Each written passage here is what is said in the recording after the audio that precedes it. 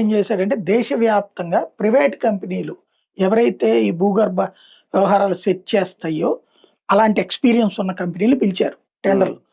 దేశంలో ఇప్పుడు మొన్న అందుకనే మనకు గోల్డ్ దొరికింది. కుప్పం దగ్గరది గోల్డ్ కావచ్చు, లేకపోతే అక్కడది స్వర్ణగిరిది కావచ్చు, జొన్నగిరిది. ఇవే కాకుండా మన దేశంలో మ్యాంగనీస్ దొరికినటువంటి ప్లేస్లు ఉన్నాయి, యురేనియం దొరికిన ప్లేస్లు ఉన్నాయి ఈ మధ్యన విపరీతంగా. అలాగే మనకి ఆయిల్ అండమాన్ దగ్గర దొరుకుతుందని తేలింది. దాంతో పాటుగా ఇంకా కొత్త ఏరియాలు ఎత్తుకుతున్నారు. సముద్ర మదనం చేయమని చెప్పి సముద్ర మదనం ఒక ప్రాజెక్ట్ పెట్టారు దానికోసం. మొత్తం సముద్రంలో ఎక్కడెక్కడ ఆయిల్ దొరుకుతుంది అనేది ఇంతవరకు మనం సీరియస్ గా తీసుకోలేదు. ఇప్పుడు సీరియస్ గా తీసుకుంటున్నాం. అది సక్సెస్ అయిందంటే గనక మనకి ఒక 4-5 ఏరియాస్ లో దొరికింది అనుకోండి, మనం అసలు ప్రపంచాన్ని సంగతి మర్చిపోవచ్చు. కానీ E20తో ఒక రకంగా ఓకే సక్సెస్ అయితే ఓకే, ఫెయిల్ అయితే అది ఒక పెద్ద మచ్చగా ఉండిపోదా? ఏముంటది, ఆపేస్తారు.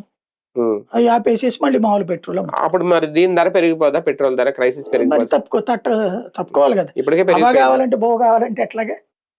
ఇప్పుడు యుద్ధం కారణంగా పెట్రోల్ డీజిల్ ధరలు మళ్ళీ పెరగాల్సిందే. మొన్న పెరుగుతున్న దాన్ని మొన్న ఆగింది కాబట్టి కంట్రోల్ అనుకున్నాం. మళ్ళీ ఇప్పుడు యుద్ధం స్టార్ట్ అయిపోయి మళ్ళీ లేదంటే వాహనదారులని ఎలక్ట్రిక్ వైపు హైడ్రోజన్ వైపు ప్రోత్సహిస్తానే ఉన్నారు కదా. సబ్సిడీలు ఇస్తున్నారు, ప్రోత్సహిస్తున్నారు. ఇళ్లలో ఎలక్ట్రికల్ ప్రొడక్షన్ పెంచుతున్నారు.